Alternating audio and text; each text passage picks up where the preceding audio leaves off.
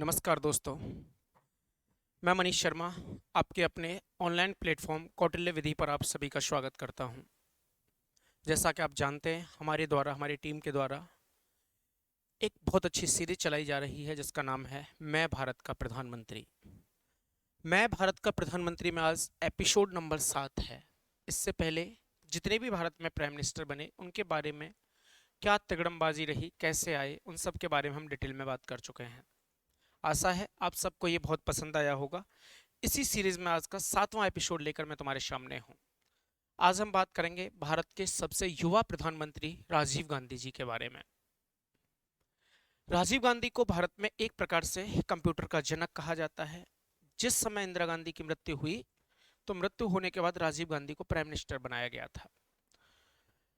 और जब वो प्राइम मिनिस्टर बने तो उसके बाद जो इलेक्शन हुआ, उस इलेक्शन में इनका सबसे बड़ा नारा था कि भारत में कंप्यूटरीकृत सिस्टम लाना।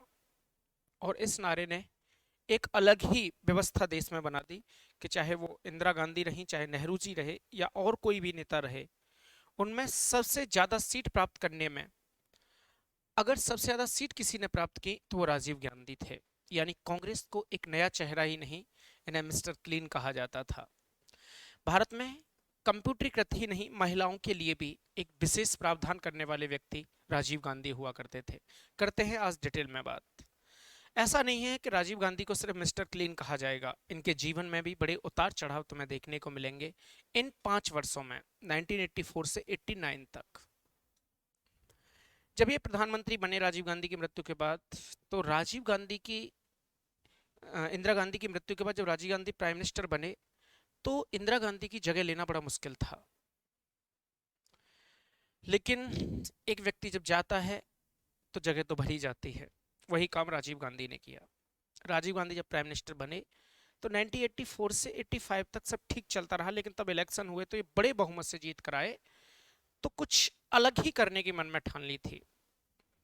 इनके पास हिंदू मुस्लिम दोनों के पक्ष का ही खूब अच्छा बहुमत था। लेकिन जैसे ही ये अपने कार्यकाल को आगे बढ़ा रहे थे तो इनके सामने समस्याएं आना शुरू हुई।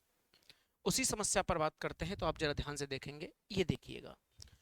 एक केस इनके सामने आया, साहबानो बनाम मोहम्मद अहमद खान, 1985 का मामला है। थोड़ा सा डिटेल में समझिए क्या है। इस्लाम धर्म का मामला था तो थोड़ा सा बारीकी से समझने का प्रयास कीजिएगा। होता यह है कि जब इस्लाम धर्म में निकाह किया जाता है, जिसे विवाह कहते हैं हम लोग, तो विवाह के बाद जब तलाक होता था तो जिस महिला के साथ तलाक हुआ है तो उसे बाकी के जीवन काटने के लिए धनराशि नहीं दी जाती थी। कहने का मतलब यह है कि ये जो महिला हुआ करती थी शाहबानो बेगम, कहानी तो वैसे अगर हकीकत बात में देखें तो शाहबानो बेगम से लेकर सायरा बानो बेगम तक की है, लेकिन आज की क्लास में हम सिर्फ शाहबानो बेगम को पढ़ेंगे। शाहबानो बेगम के पति हुआ करते थे मोहम्मद अहमद खान, जो एक एडवोकेट थे। शाहबानो बेगम के 5 संतानें थीं और जो 5 संतानें हुआ करती थी बड़े अच्छे से जीवन यापन चल रहा था, कोई दिक्कत नहीं थी। अचानक किसी भी प्रकार से इनके पति जो एडवोकेट हुआ करते थे मोहम्मद अहमद खान जो हुआ करते थे, इन्होंने अपनी पत्नी को तलाक दे दिया। तलाक जब दिया गया तो इस्लाम धर्म में 3 प्रकार के तलाक होते हैं। एक होता है तलाक हसन, एक होता है तलाक अहसन और एक होता है तलाक बिद्दत। अच्छा, इस्लाम धर्म का सबसे बिगड़ा हुआ तलाक जो होता था वो तलाक बिद्दत होता था इसलिए कह रहा हूं क्योंकि वर्तमान में से खत्म कर दिया गया है। तो इन्होंने तलाक बिद्दत दिया, जिसमें कोई भी पुरुष अपनी पत्नी के सामने जाकर 3 बार तलाक तलाक तलाक बोल देता है। ऐसा ही इन्होंने किया। शाहबानो बेगम, जिनके 5 संतानें थी, उन्हें घर से निकाल दिया मेहर देकर। इतना बड़ा जीवन होता है किसी भी महिला के लिए, साथ में 5 संतानें भी हैं, कैसे जीवन को यापन करे वो। तो ये परेशानी तो उनके सामने थी ही, लेकिन थोड़ी पढ़ी लिखी भी थी क्योंकि एडवोकेट की पत्नी थी, और उन्होंने सुप्रीम कोर्ट की शरण ले ली। और जब उन्होंने सुप्रीम कोर्ट की शरण ली तो सुप्रीम कोर्ट ने आदेश दिया कि अगर कोई भी मुस्लिम अपनी पत्नी को तलाक देता है तो उसे उसका खर्चा देना पड़ेगा, यानी वो भत्ता तो देना ही पड़ेगा। जब ये सुप्रीम कोर्ट का ऐतिहासिक निर्णय आया एक प्रकार से मुस्लिम महिलाओं के लिए एक पुनर्जागरण से कम न था कि अगर कोई तलाक देगा तो उन्हें भत्ता देना पड़ेगा। जब ऐसा सुप्रीम कोर्ट का फैसला आया तो तमाम जो मुस्लिम बोर्ड के लोग होते हैं या फिर जो मुस्लिम लोगों में बड़े लोग होते हैं, उन्होंने इसका बड़ा भारी विरोध किया। और इतना विरोध किया कि जो मुस्लिम संप्रदाय था, यानी मुस्लिम समाज जो थी, वो लगभग राजीव गांधी से विरोध में आने लगी। अब ये मुस्लिम समाज जब विरोध में आने लगी तो राजीव गांधी को लगा कि हमारा जो एक पल रहा है वो हल्का होता जा रहा है। इसलिए उन्होंने सुप्रीम कोर्ट के निर्णय को चेंज करने के लिए एक बोर्ड लेकर आए, एक कानून लागू किया, एक्ट लागू किया, जिसका नाम था the Muslim women protection of rights on divorce act. यानी ये एक्ट क्या था?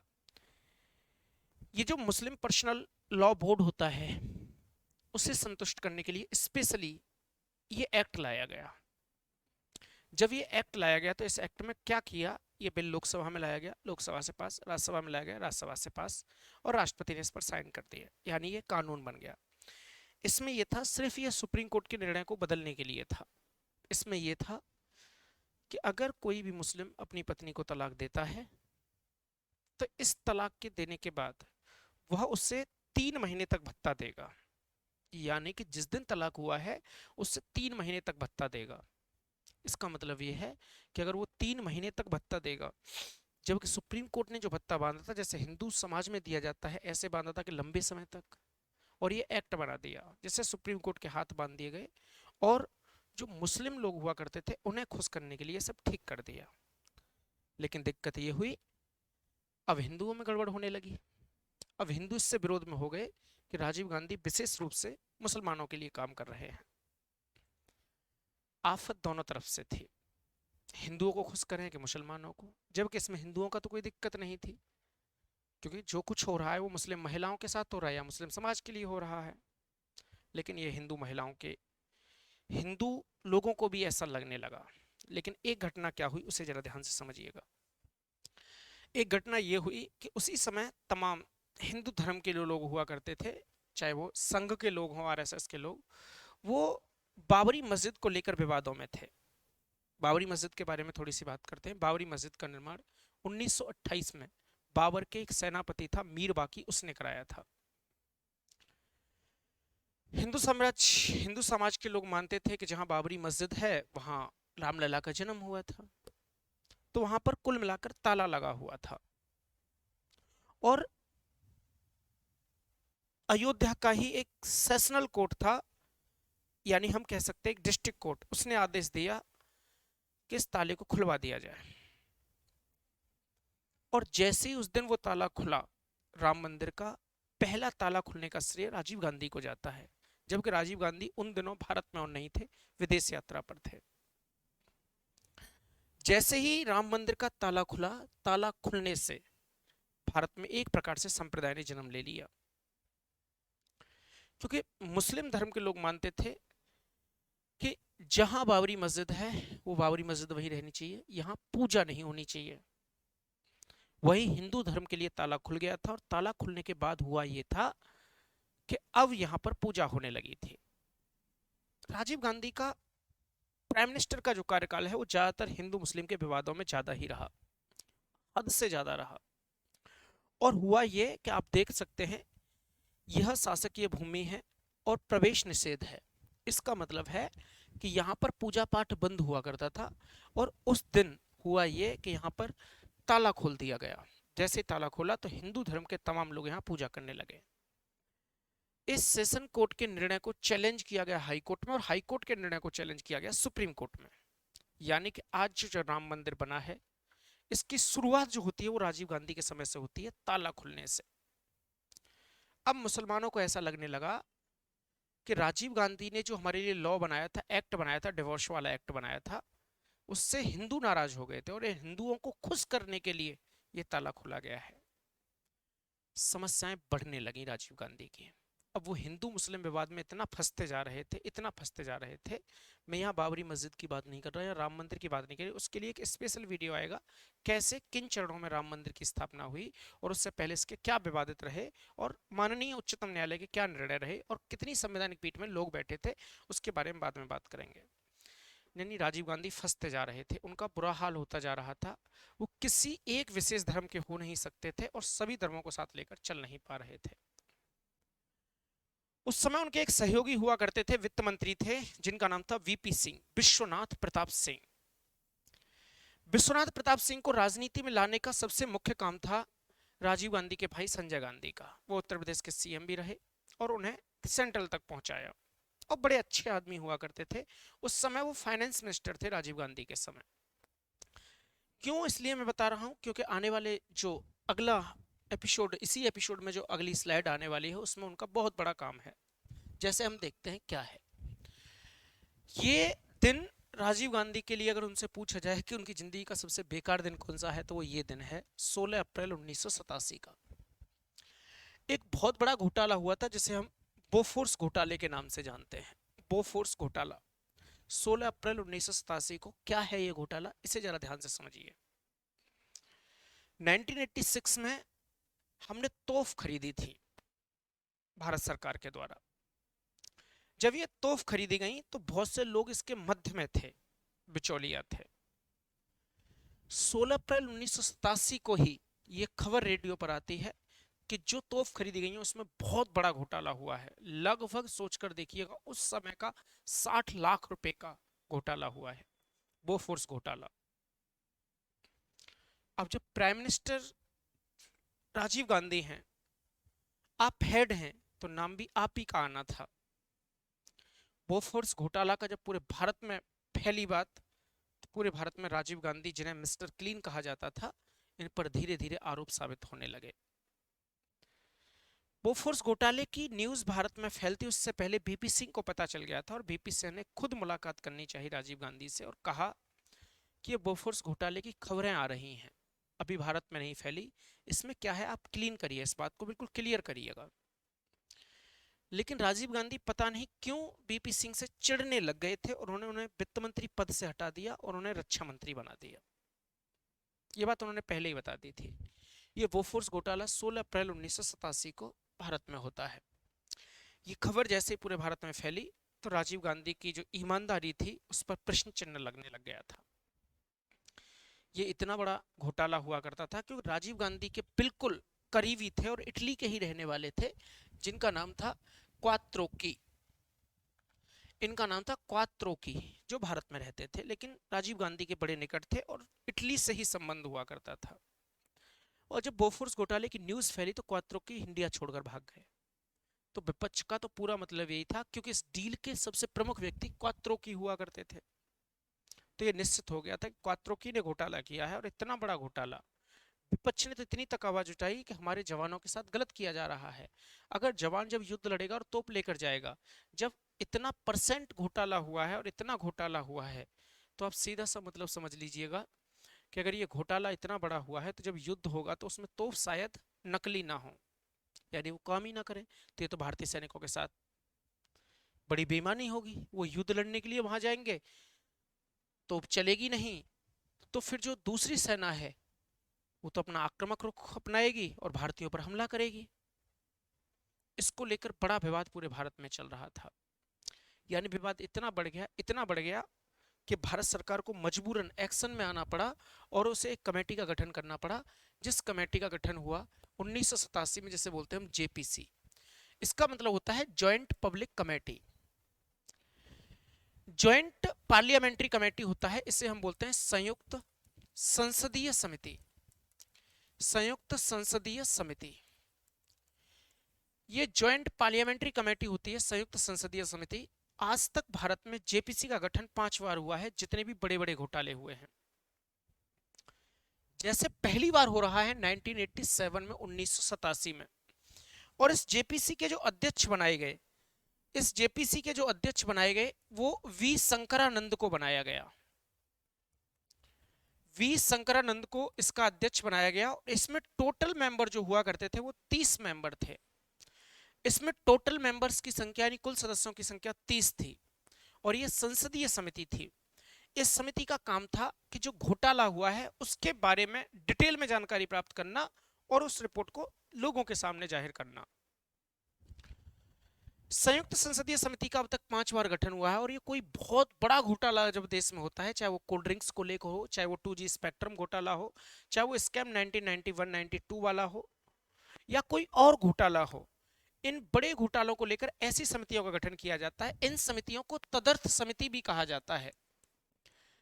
इन समितियों को तदर्थ समिति के नाम से भी जाना जाता है। इस समिति का गठन किया गया और इस समिति से कहा गया कि आपको जांच करनी है कि ये जो घोटाला है इसमें कितना घोटाला हुआ है और इस घोटाले में कौन कौन शामिल है। जेपीसी कमेटी ने अपना काम करना शुरू कर दिया, जिसके अध्यक्ष कौन थे? वी शंकरानंद। कमेटी ने अपना पूरा काम किया और कमेटी ने अपनी रिपोर्ट दी और इस रिपोर्ट में सबको क्लीन चिट दी गई। इस कमेटी ने तो इतना तक कह दिया कि घोटाला हुआ ही नहीं है। लेकिन जनता कैसे माने, क्योंकि इस कमेटी में जो मेंबर हैं वो सब पार्लियामेंट के मेंबर हैं और पार्लियामेंट तो वही कहेगा जो प्राइम मिनिस्टर कहेगा। हालांकि लोगों का इशारा राजीव गांधी की तरफ था, लेकिन अंतिम टाइम तक भी राजीव गांधी पर इसका कोई भी आरोप सिद्ध नहीं हो पाया। ये जितने भी आरोप लग रहे थे वो किस पर लग रहे थे? क्वात्रोकी पर, और ये भारत से चला गया था, तो कुछ दिक्कत ही नहीं थी। कुल मिलाकर ये घोटाला अपने आप में एक बड़ा घोटाला माना जाता है, बहुत बड़ा घोटाला माना जाता है। इसके बारे में तुम्हें पता होना चाहिए। लेकिन ये जेपीसी ने जो अपनी रिपोर्ट दी थी इस पर थोड़ी सी आवाज़ उठाएगी कि पहली बार हमने तदर्थ समिति का गठन किया है और ये भी ठीक नहीं है। इस घोटाले ने एक प्रकार से हम कह सकते हैं कि भारत में भ्रष्टाचार का एक बड़ा आईना दिखाया था। इसका परिणाम भी सरकार को देखने को मिला कि 1989 में समय से पहले ही राजीव गांधी को अपना पद छोड़ना पड़ा था। फिर बीपी सिंह प्राइम मिनिस्टर बने थे और राजीव गांधी को दोबारा मौका मिल पाता उससे पहले ही तमिलनाडु में उनकी हत्या कर दी गई थी। ये घोटाला इनके जीवन का सबसे बड़ा घोटाला है और ऐसा माना जाता है कि बेशक इनका नाम नहीं है, लेकिन इनके चरित्र को दागने में सबसे बड़ा काम इस घोटाले ने किया था।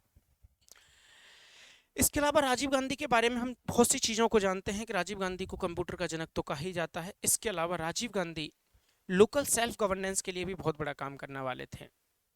राजीव गांधी महिलाओं के बारे में बहुत सोचते थे। वो चाहते थे महिलाएं हमारे यहाँ की सशक्त हों। वो महिलाओं के बीच में जाते थे, बच्चों के बीच में जाते थे, वृद्धों के बीच में जाया करते थे और स्थानीय स्वशासन यानी विशेषकर ग्रामीण क्षेत्रों को सशक्त करने के लिए उन्होंने बहुत से बड़े बड़े उपाय किए। जैसा कि उन्होंने क्या किया, एक समिति का गठन किया था जिस समिति को कहते हैं हम LM सिंघवी कमेटी। एक समिति का गठन हुआ जिसे हम लक्ष्मी मल सिंघवी एक व्यक्ति हुआ करते थे 1986। 1986 में एक समिति का गठन हुआ जिस समिति को हम बोलते हैं LM सिंघवी समिति यानी लक्ष्मी सिंघवी। इसके अध्यक्ष LM सिंघवी थे, राजस्थान के रहने वाले व्यक्ति थे। इनसे कहा कि हमें कुछ ऐसा सुझाव दो जिससे हमारे ग्रामीण क्षेत्र का अच्छे से विकास हो। LM सिंघवी समिति ने कहा अगर तुम्हें वास्तव में स्थानीय सुशासन को सुधारना है, गांव के स्तर को बढ़ाना है,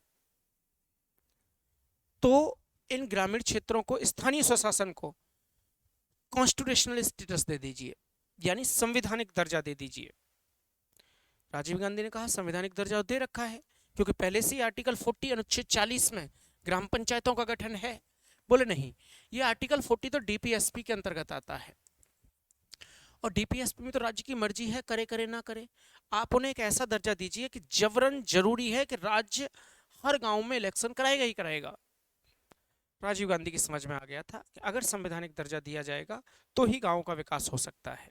उसी समय इन्होंने 64वां संविधान संशोधन उसी समय इन्होंने 64वां संविधान संशोधन तथा 65वां संविधान संशोधन कराया।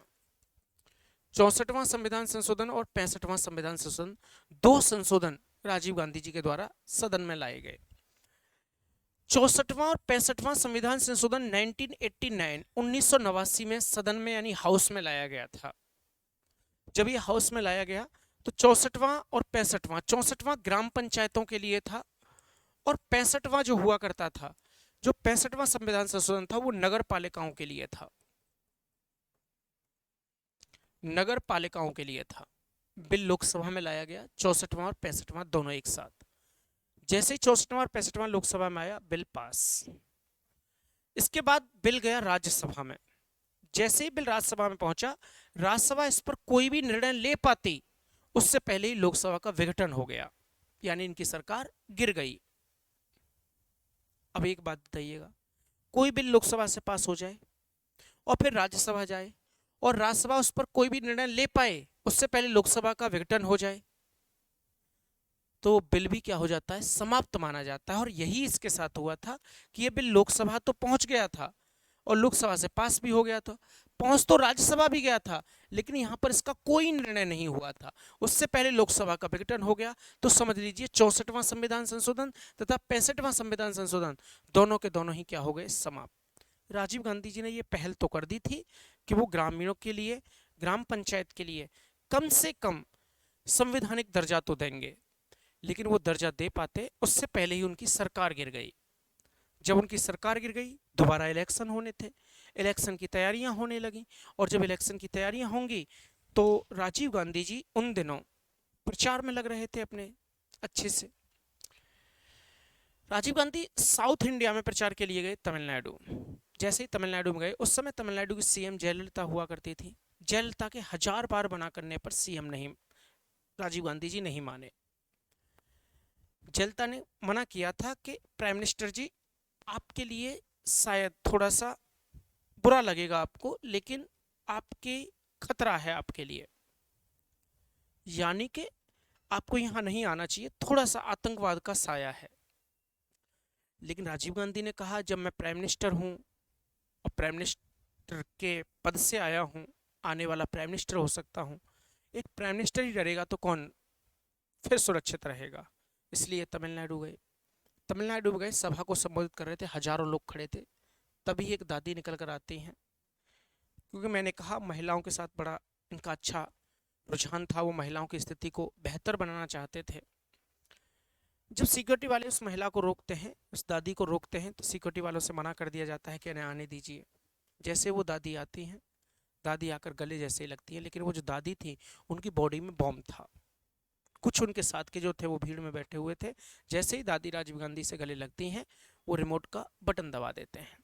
जैसे रिमोट का बटन दबाया जाता है, उसी समय राजीव गांधी की हत्या हो जाती है। कहने का मतलब था कि 1984 से 89 ही आया था, लगभग 5-6 सालों में हमने 2 प्रधानमंत्री की हत्या देख ली, वो भी भारत के अंदर ही। इस प्रकार राजीव गांधी की हत्या हुई। राजीव गांधी की हत्या होने के बाद भारत में थोड़ी स्टेबिलिटी जो थी वो डगमगा गई, स्थिरता नहीं रही। फिर भारत के प्राइम मिनिस्टर वीपी सिंह बने। जब वीपी सिंह प्राइम मिनिस्टर बनेंगे तो बीपी मंडल आयोग की सिफारिशों को लागू किया जाएगा। बीपी मंडल आयोग की सिफारिशों का मतलब था कि ओबीसी को रिजर्वेशन देना, क्योंकि एससी और एसटी को तो पहले से रिजर्वेशन था, तो यहाँ से ओबीसी को रिजर्वेशन दिया गया। और फिर बीपी सिंह ज़्यादा समय तक नहीं रहे, और बीपी सिंह के बाद जो प्राइम मिनिस्टर बनेंगे वो पीवी नरसिम्हा राव बनेंगे। और जब वो PV Narasimha Rao prime minister बनेंगे तो वो आएंगे और वो जनरल कैटेगरी को भी आरक्षण देने की पूरी कोशिश करेंगे। और उन्होंने जनरल कैटेगरी यानी सवर्णों के लिए भी रिजर्वेशन दिया। वो अलग बात है कि इंदिरा साहनी केस आया, Indira Sahni versus union of India, 1992 का मामला आया, जिससे जनरल कैटेगरी का जो रिजर्वेशन देने का प्रावधान था उसे समाप्त कर दिया था। ये सब बातों के साथ कल की वीडियो में तुम्हारे सामने जरूर हाजिर होऊंगा, जिसमें हम विश्वनाथ प्रताप सिंह और उनसे संबंधित सभी पहलुओं को बहुत बारीकी से समझेंगे। आशा है आपको ये सीरीज अच्छी लग रही होगी। हम फिर कल मिलते हैं एक और नई वीडियो के साथ। तब तक के लिए सबके लिए जय हिंद।